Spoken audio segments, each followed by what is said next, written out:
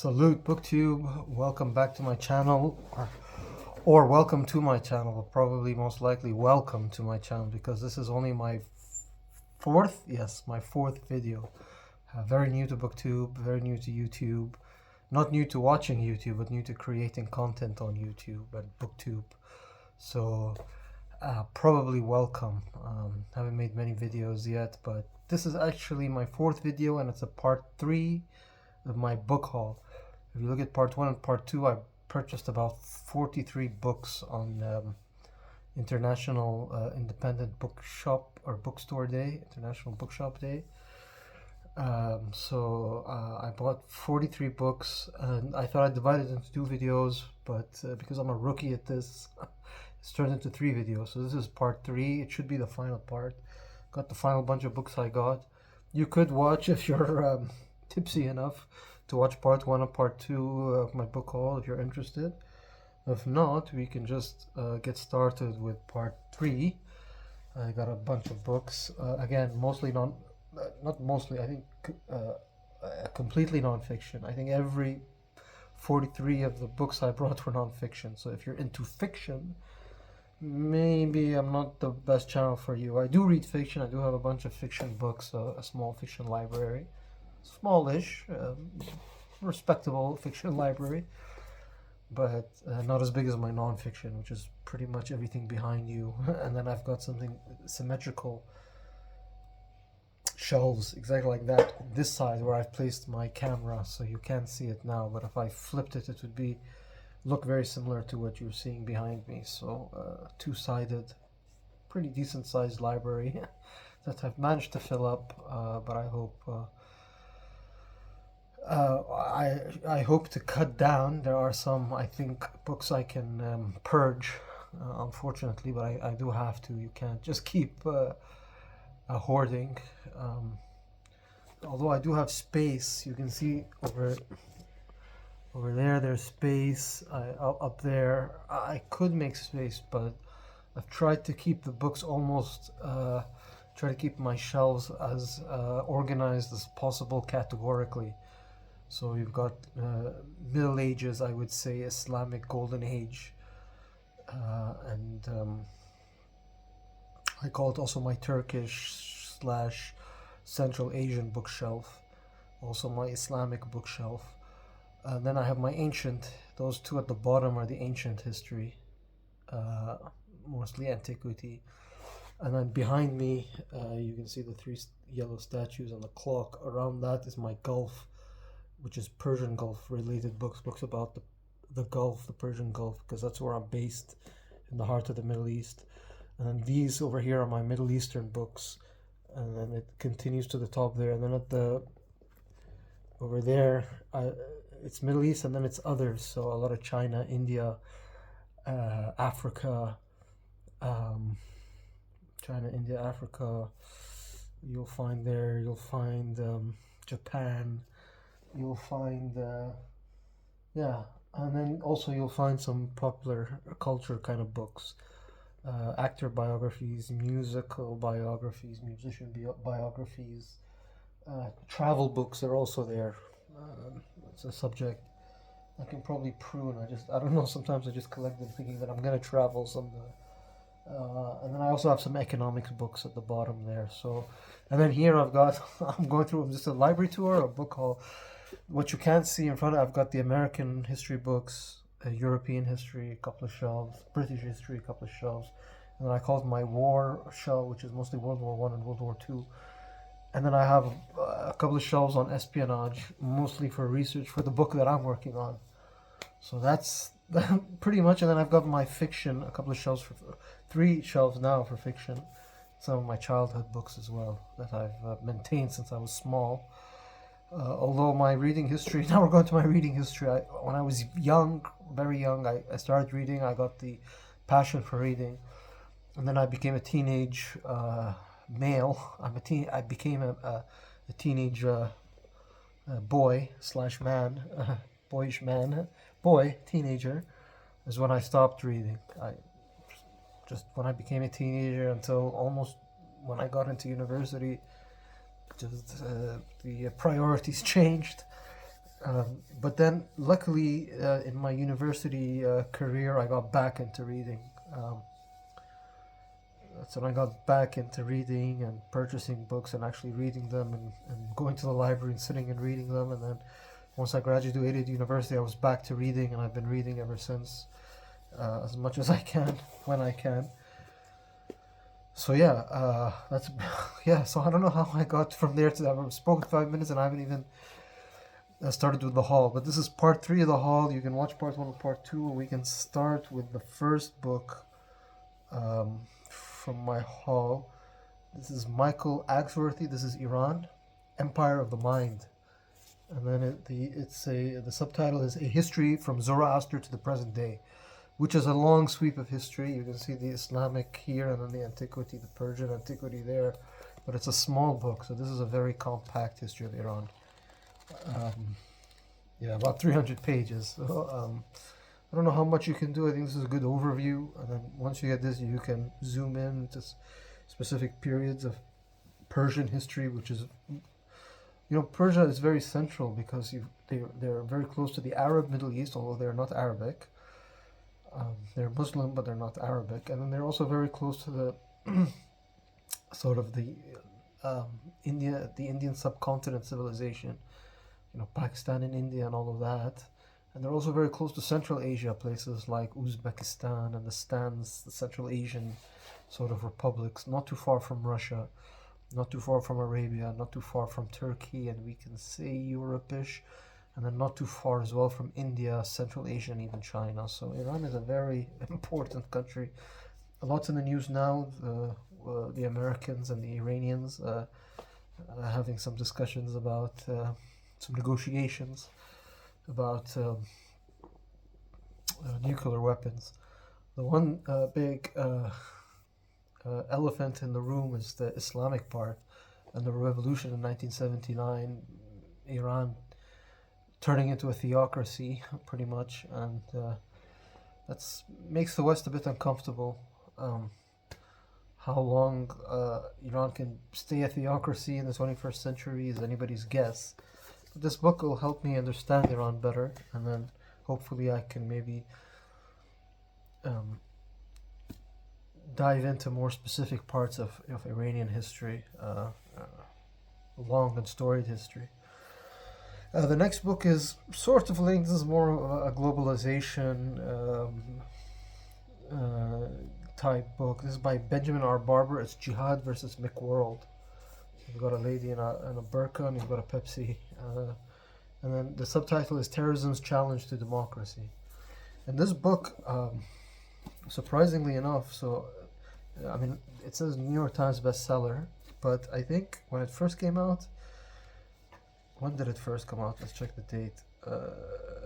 Published in 1995, and then there was it was reintroduced in 2001 with a new introduction.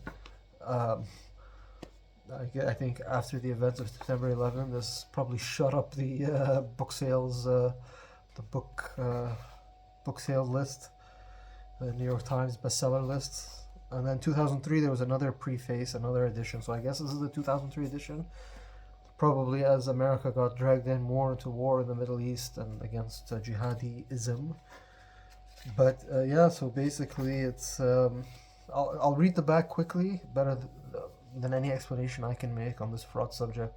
It says Jihad versus McWorld is an essential text for anyone who wants to understand the challenges facing us being the US, after the tragic events of September 11th, although this was written in 1995, and in light of the current conflict in the Middle East, again, so as we mentioned, it was released in 95, there was a new edition in 2001 after September 11th, and then a new edition in 2003 in light of the current conflict in the Middle East, America's conflict in the Middle East, especially in Iraq, but elsewhere as well, I guess. In this groundbreaking and timely study, Benjamin R. Barber offers a penetrating analysis of the central conflict of our times: consumerist capitalism versus religious and tribal fundamentalism. These diametrically opposed but intertwined forces are tearing apart and bringing together the world as we know it, undermining democracy and the nation state on which it depends. I could keep going, but that's pretty much encapsulates. It's a bit interesting what it says there. It says, uh, offers a penetrating analysis of the central conflict of our times: consumerist capitalism versus religious and tribal fundamentalism. Then it says these diametrically opposed but intertwined forces are tearing apart and bringing together the world as we know it. So diametrically opposed but intertwined. I don't know. It's strange. I don't see how religious and tribal fundamentalism and capitalism are consumerist capitalism not necessarily have to be diametrically opposed. You can be tribalist, fundamentalist, and a capitalist. I think that's possible. But anyway, we'll see what Benjamin R. Barber has to say. This next book, BookTube made me do it. Not a big science reader, not a big philosophy reader, but everybody raves about this guy on BookTube. I would have liked to have gotten an earlier book of his. This is, I think, the last book the author wrote before he passed away. It's Carl Sagan's Billions and Billions: Thoughts on Life and Death at the Brink of the Millennium. And then it says Thoughts on Life and Death. I don't know his background, but maybe he knew he was dying when he wrote this, because I think this is, it says here, in the final book of his astonishing career, Carl Sagan brilliantly examines the burning questions of our lives, our world, and the universe around us. These luminous, entertaining essays travel both the vastness of the cosmos and the intimacy of the human mind, exploring such fascinating questions as how did the universe originate, and how will it end, and how can we meld science and compassion to meet the challenges of the coming century. Here too is a rare private glimpse of Sagan's thoughts about love, death, spirituality as he struggled with a fatal disease. Okay, so struggling with a man of science, struggling with a fatal disease. A bit bittersweet, but BookTube made me do it. Again, I don't know if this is the best place to start reading Carl Sagan. Maybe somebody can tell me in the comments where to start. It says here, author of Contact. Is that his best-selling book? I think he's got a bunch of books, but he's very highly regarded on BookTube. There's a bunch of... Oh, Contact is a novel. Okay. Anyway, so at least I can dip my toe into Carl Sagan and see if I'd like to continue reading him. Next book is by S.A. Smith. It's Russia in Revolution: An Empire in Crisis, 1890 to 1928. There's Vladimir Lenin, probably the biggest character in this period of time, 1890 to 1928. So I guess this book is about the last years of the Tsar, and then the aftermath of the collapse of the Tsarist regime and the introduction of the Bolshevik Marxism into Russia. Yeah, I don't know what else to say. Why it ends in 1928 is that I think Stalin died in 1924. I don't know what happened in 1928 to start. And why does it start in 1890? Is that when Tsar Nicholas II assumes power? But then that covers 1905, the Russo-Japanese War, which I'm interested in. Just thinking of Donald Trump and the negotiations between Ukraine and Russia that he's sponsoring. Maybe he sees this guy. One second. This guy as a mentor, because it was Theodore Roosevelt who ended the Russo-Japanese War, and he won a Pulitzer Prize for that. So maybe Donald Trump wants to do the same thing. This is volume, the other volume, Theodore Rex. I don't have the third part of the Edmund Moore and Theodore Roosevelt biography, but going back to Russia, so maybe Donald Trump wants to broker a peace between Russia and Ukraine, win a Nobel Prize, just the way that Theodore Roosevelt brokered a peace deal between the Russians and Japanese and won a Pulitzer Prize for that. So anyway, just thinking out loud, Russian history, always very interesting. Happy to find this book. Looking forward to reading it. And then another book, this one is, because it's an artist's biography, and there's a lot of color photos, of course, of the artist. Maybe this will give it away, that as well. But it's Michelangelo, His Epic Life by Martin Gayford. Just a bigger thing, but it's really heavy because the paper that is used is very thick, again, to, I think, better accentuate the photography, the artistic output of Mr. Michelangelo. Looking forward to reading this. A bit of controversy about Michelangelo on BookTube recently, especially about the Irving Stone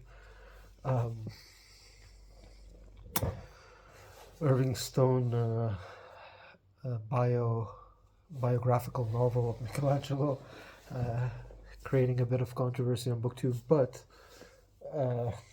speaking of Irving Stone, I have his book about the Troy. Okay, I think I can reach it without getting too far out of camera range. Yeah, Irving Stone, The Greek Treasure is what it's called. It's about Troy. It's an old battered copy I found, actually, on my travels. But I found on the website of my used bookstore that they had the Agony and the Ecstasy, and they were selling it for very cheap. I added it to my cart with a thought that I would get it. Either I'd order it or pick it up. But the next day, I got a notification that it's been sold, so it went away. So I couldn't add that to this book haul. But I have this, so it should keep me busy because it's a big biography. I don't think it's big; it's just really heavy, and it's the paper. It's this paper they're using. It's very high quality paper and makes the book extremely heavy. Next. This is by Giles Milton. This is the second book I have from Giles Milton, but this one is called White Gold. It's Giles Milton. The extraordinary story of Thomas Pellow and North Africa's 1 million European slaves. I have another book by Giles Milton that I found, but that one is a more general. It's called Fascinating Footnotes from History. So now I have two books which I haven't read, but from the same author. This one talks about the slaves in North Africa. So slavery wasn't limited to people of black skin color. That dominated mostly the Atlantic slave trade, but there was a Mediterranean slave trade, and that was mostly Islamic leaders in northern Africa. Here's the map. I don't know if that helps much, but maybe it's better if I read the back list better than any explanation I can give off the top of my head. It says in the summer of 1716. So 1716, we're talking the 18th century, before America as a country. Although America gets involved early in their history with the North African Barbary. That's the name they use. The Europeans and the Americans called them the Barbary pirates. Cornish cabin boy Thomas Pellow and 51 of his comrades were captured at sea by Barbary corsairs. The Barbary corsairs of North Africa. Fanatical Islamic slave traders were snatching thousands of Europeans from the great slave markets of Algiers, Tunis, and Salé in Morocco. Poked, prodded, and put through their paces, they were sold at auction to the highest bidder. Pellow and his shipmates were brought by a tyrannical sultan of Morocco, who was constructing a vast imperial pleasure palace built entirely by Christian slave labor. Being a resourceful, resilient, and quick-thinking man, Thomas Pellow was selected to be a personal slave of the sultan, and one of the fortunate few who survived to tell his tale. White Gold is an extraordinary and shocking story, drawn from unpublished letters and manuscripts written by slaves and by the padres and ambassadors sent to free them. It reveals a disturbing and forgotten chapter of history told with all the pace and verve of one of our finest historians. So yeah, basically the story of European slavery to the Islamic lands of North Africa. So interesting subject. Not talked about. I don't think as large. I mean, it says here in North Africa is 1 million European slaves. I think that still pales in comparison to the number of black slaves in the Americas, but I could be wrong. I don't know. Be interesting to read. This one, I said I need to stop getting travel books, but this one, I liked the subject matter of this because it wasn't a specific country. It's insight guides They're very famous. They have very nice pictorial guidebooks with nice. I just like reading them. It's not. I don't usually take this with me on my travels, and it's just nice reading. But this one is called The Silk Road. So this covers. If I open the map, all that's on the end papers, like that whole strip of land from Turkey east all the way to China, really. Includes places like Turkmenistan, Afghanistan, Tajikistan, Kazakhstan, Uzbekistan, Kyrgyzstan, this kind of places. Also Syria and Iraq. It just the Silk Road, basically, an ancient trade route. That's a bit back in the news now that China is growing towards Asia. I think they called their trade policy, trade initiative, I think they call it the Belt and Road, after the Silk Road, trying to reintroduce the Silk Road concept, not with camels and caramel caravans, but with pipelines, oil pipelines, energy pipelines, minerals, and all kinds of stuff. But yeah, just interested. If I open to a random page, they know we're at Kyrgyzstan. You see that with the falcon and the mountains, and it is a travel guide, but it's also nice to read. It's just so many photos. And then just a large swath. We'll just quickly see what are the countries that are actually included here as we read through the contents. Okay, so there's this travel tips. Is there a place where they go through country by country, or is it? So there's China, and then there's Central Asia, which includes, okay, and then Western Asia. Okay, I don't know how this works. There's no travel agency table of contents per se, but you get the idea, I think, of where that's what this covers. So I usually wouldn't get these. I'm trying to actually phase out my travel books, but this one just intrigued me, and it's one of the places in the world that I still haven't visited, that kind of region. So I think now is the best time to go, with the springtime, before it gets too hot. Not in the winter where it gets too cold, but this year it was not possible. Maybe next year, who knows.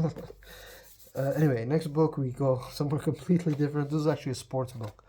So as you can tell, I'm a non-fiction fan, a history fan, but what I also sometimes read, as I told you, those two shelves there are sports, and it's mostly football, what you Americans call soccer, on those two shelves, but it's also a fairly growing number of books about tennis.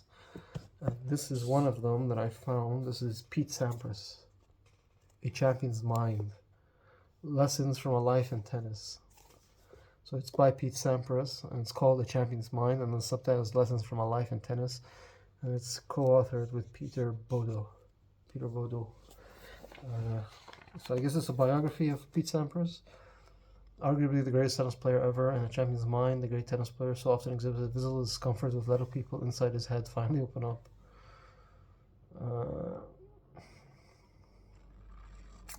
Pete Sampras holds the distinction of being the youngest male player to win the US Open. During his career, he won 64 top-level single titles, including 14 Grand Slams, 11 ATP Series titles, and 5 Tennis Masters Cup titles. So I am a tennis fan. I used to play tennis, but this is what I used to watch when I was younger. Sampras and his rival was Agassi, the two Americans. If you had to ask me who was my favorite player then, and if you ask me now, I think I would still lean towards Agassi. I felt like Sampras was a bit of a mostly power, just serve and volley, strong server. While Agassi was a bit more baseline and rallier and more entertaining to watch. Pete Sampras a bit, I don't know, robotic, I guess is the word. Not as charismatic maybe as Andre Agassi, but more effective. And I think he's won more, so he can argue and say, well, it might have not been pretty, but it was effective. I think that would be his counter argument against the fans of Andre Agassi. And the same debate goes on now. There was the Federer, Djokovic, and Nadal.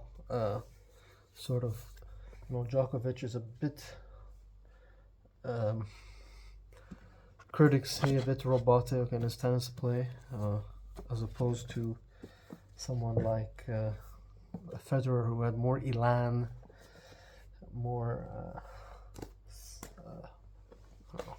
lack a better term, charisma on the court. But anyway, I'm happy to find the Sampras biography and to read it. I like tennis biographies. I like playing tennis, and it's interesting to see how tennis players think.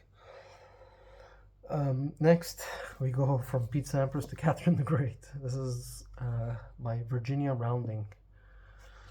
Just a biography of the Tsarina of Russia. I have a few books. I have Simon Sebag Montefiore's Catherine the Great and Potemkin. I also have Simon Montefiore's Romanovs, and then I have, but I think it will take me a bit of difficulty to find it, not to find, but to get it out. Maybe I can do it while I talk to you. It's basically a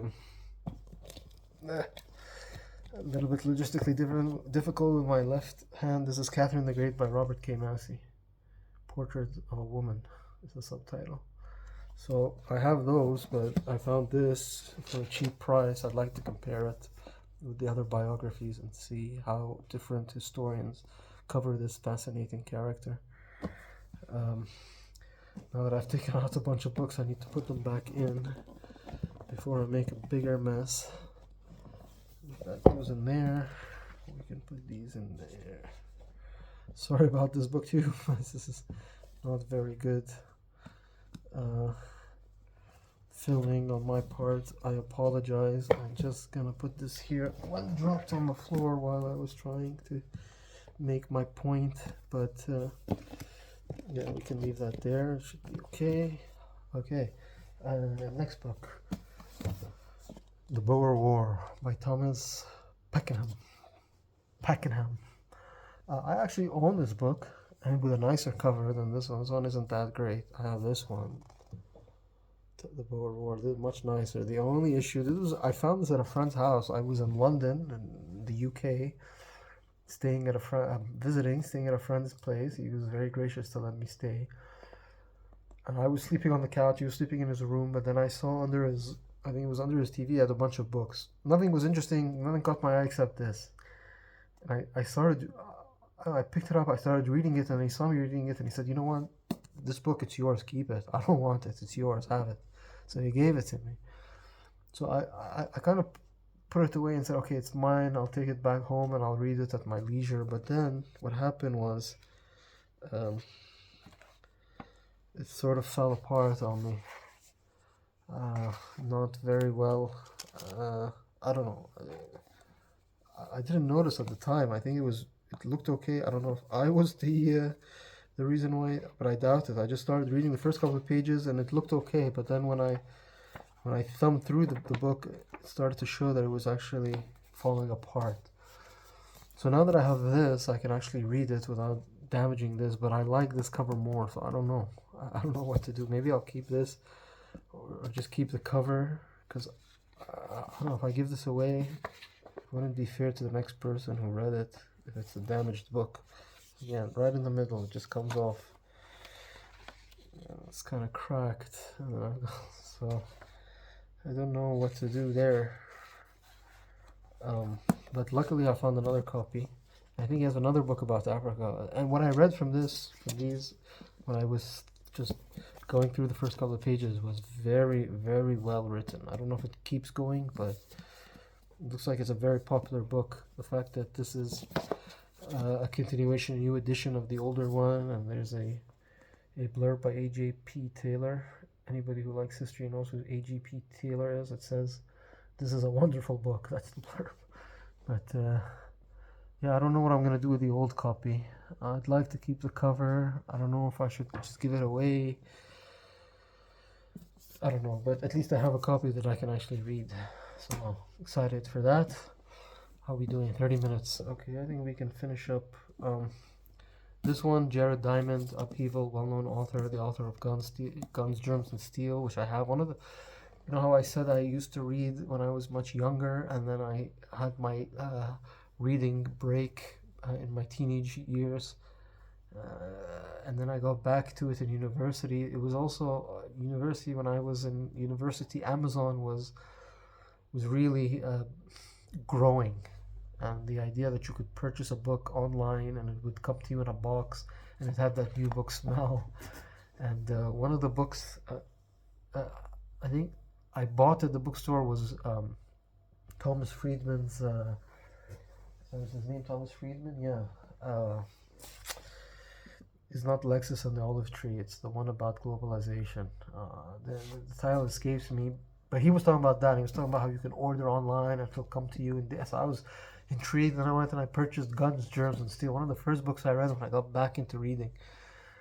I'm more into history, of course, but these kind of sort of geographical, sociological books are also interesting. This one, more than Collapse, I like Upheaval because it goes through different, or it looks interesting because it goes through different countries and regions and explains the challenges that they face. So if you go through the table of contents, this is from 2019, which isn't that far back. I thought it would be older, but you have nations, crises, and Finland's war with Soviet Union is one chapter. Chapter 3 is the origins of modern Japan.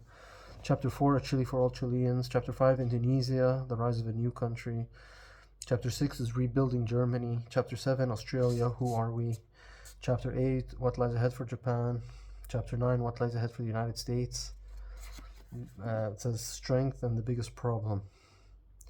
We'll see how prescient in 2019 Jared Diamond was. Chapter 10, what lies ahead for the United States. What lies ahead for the world is chapter 11. So he goes through subject countries. I don't know. Looks interesting. Guns, Germs, and Steel was actually very well written. Sold a gazillion copies. And I think this one, I hope this one is just as good. We'll see. Next is the biography of an American political figure that just interests me so much. This is No Apology, The Case for American Greatness by Mitt Romney. This is like his political, what do they call it? Like his political, what his ideology is. He puts this in a book. And I don't know if Mitt Romney would have made a good US president. I think he's not nasty enough. And I don't know, maybe a bit naive about foreign policy, but maybe in more peaceful times and a time without extremes on the internet, he would have made a good US president for whichever party he chooses. Now it's all about extremes on the internet. You've got the right wing Donald Trump MAGA online, and then online you've got the left wing radicals who are now pushing people like Bernie Sanders, like AOC, and a centrist like Mitt Romney. It would be interesting. I mean, if America needed a compromise candidate and they're sick of partisanship, then Mitt Romney's flip-flopping, his lack of ideological, he's a Mormon conservative who was a governor of Massachusetts and a senator from Utah. He could be a kind of compromise candidate, but I don't see that happening.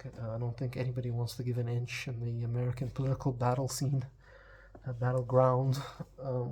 And I think his chance is gone. He's older now, so we'll see if depends really what happens in America. But anyway, and sticking to American politics, American foreign policy, especially, this is well known. This is Thomas E. Rix's Fiasco, the American Military Adventure in Iraq. The title, I think, tells you everything you need to know. This sold a ton of copies. I never read it, despite me being Arabic, Middle Eastern, having Iraqi blood in me, actually. I'm half Iraqi. So I read a lot of books, got a lot of books about Iraq, but this one I never read. I wanted to read it a bit. This was released at the height of the war, so I felt like it was a bit, I don't know, opportunistic. Thomas E. Rix, 2006. Hi to the insurgency. Now, 20 years later, let's read it. But I think with the benefit of hindsight, I think there's a bunch of Americans carrying not a wounded, a fallen soldier on the deserts of Iraq. But I think with hindsight, the Americans they're not colonized, they're not regime change, nation builders. It's just not their forte. Americans like quick results. We saw it with Afghanistan, we see it with Ukraine. Oh, nothing's happening.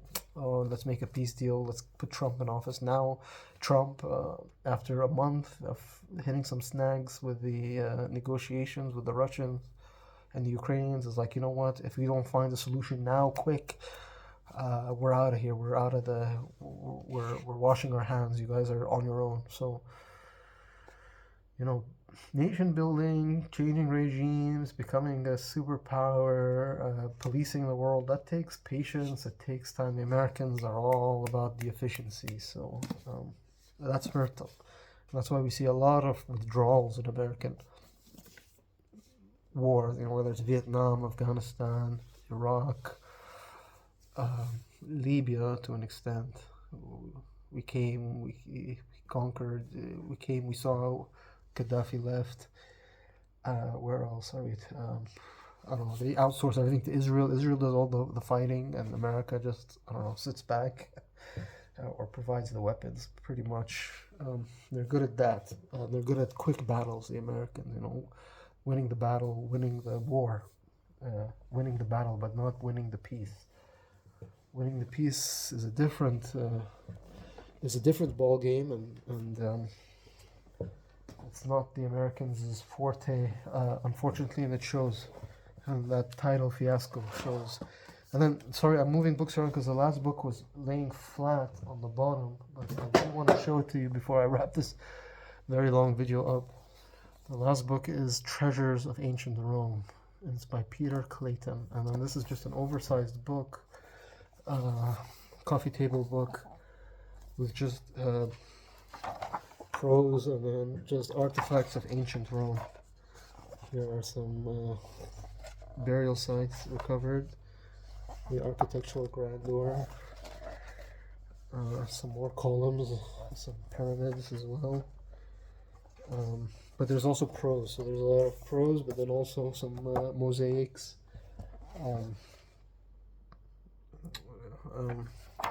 That the Romans were known for, just opening random pages.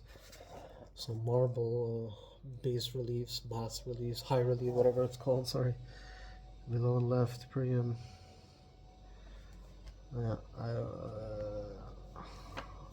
Just a lot of art, but also a lot of prose. It's a lot. The only negative, I found this really cheap. I was very interested in finding this, but with the prose and the history I think it goes through history with the artifacts proving the history.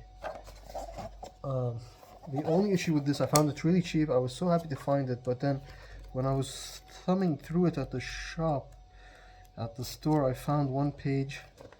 I think it was Trajan's Column. It looked really nice. I found one page that was completely torn out, so I can't find it now, but I noticed it at the shop, so that's a disappointment. But I wasn't gonna give this up for it was almost free. It was about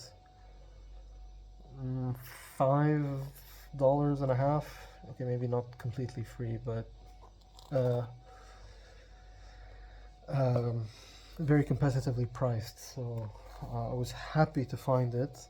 Happy to find all these books, so I think I'm good for the spring and the summer. I got enough books to keep me busy. I'll tell you how I get around to these books, hopefully on this YouTube platform. I'd like to thank you for watching. If you've watched part 1, part 2, and part 3 of this book haul, I really thank you. If you if you watched just a bit of it, I thank you as well. I hope to come to you again with some more bookish content in the future.